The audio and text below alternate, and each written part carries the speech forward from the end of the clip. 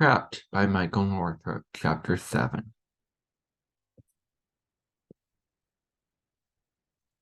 We sat there staring out the windows for rides that we weren't sure were coming.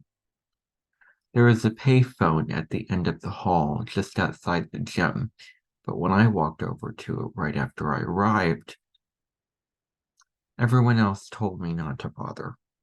It was like this collective murmur. Lines are down, don't bother. Yeah, right. Right after that, Guzzle said. Might as well take out those cell phones and icings. I know half of you have one hidden somewhere, and you can consider this hallway your detention anyway. He was right, just about half. Pete and Jason had theirs. The girls had one iPhone between them. It turned out to be Krista's, but they seemed to have joint custody. And Elijah had an old flip-open clamshell type phone. But mine was sitting on my dresser at home, and Les didn't seem to have anything either. Of course, having them was one thing, and using them was another. People tried to call for a while, but then Pete said that texts had a better shot because they were smaller. I wasn't sure about the science behind that, but I knew you could keep trying to resend a text until it went through. If anyone gets through, let me know, Gothel said after a few frustrated attempts of his own. Then he added, not really to anyone in particular, I volunteered down in New Orleans after Hurricane Katrina. There was no service for weeks. Same thing after. His voice trailed off, and I didn't catch the last word. Some other big disaster, I figured.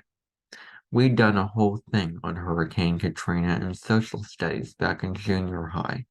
The government response, the cleanup, and all of that. Our social studies teacher at North Cambria was kind of an old hippie, though.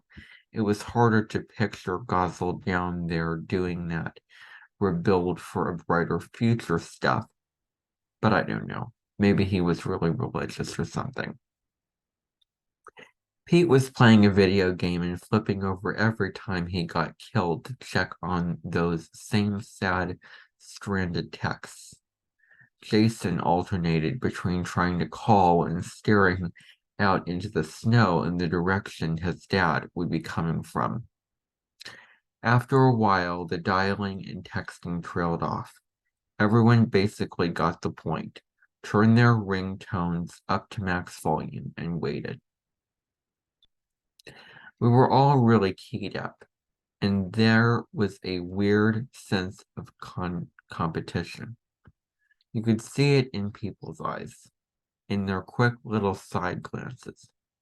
Would Jason's dad get here in his truck before Krista's mom got here in her Subaru? Would either of them get here before whatever was coming to pick up Elijah? A hearse, maybe.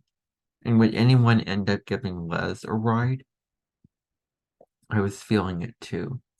It's not like I had anything against the others, but I didn't want to be left behind. It was sort of good to know that Jason, Pete, and I were waiting for the same guy, because it meant that I wouldn't be the last one here. I guess that feeling of not being alone was important to everyone. We had the whole hallway to wait in. We probably could have strayed a lot farther than that. Gosel was supervising us, but he didn't give the impression of caring much. He had his own problems, I guess. We probably couldn't have gone back to the shop. Okay. But he didn't give the impression. I guess that feeling of not being alone was important to everyone. We had the whole hallway to wait in, and we probably could have strayed a lot farther than that. Gosel was supervising us, but he didn't give the impression of caring much. He had his own problems, I guess. We probably couldn't have gotten back to the shop. For all he cared, but we didn't. No one went anywhere. We waited in a cluster of warm bodies, just off to the side of the main door.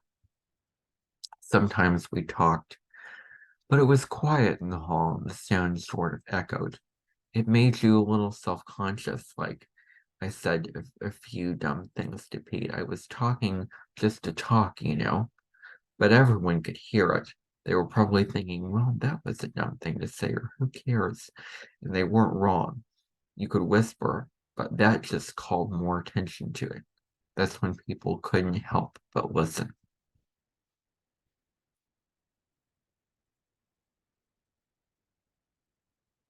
It would clearly have some more pages to cover in this chapter.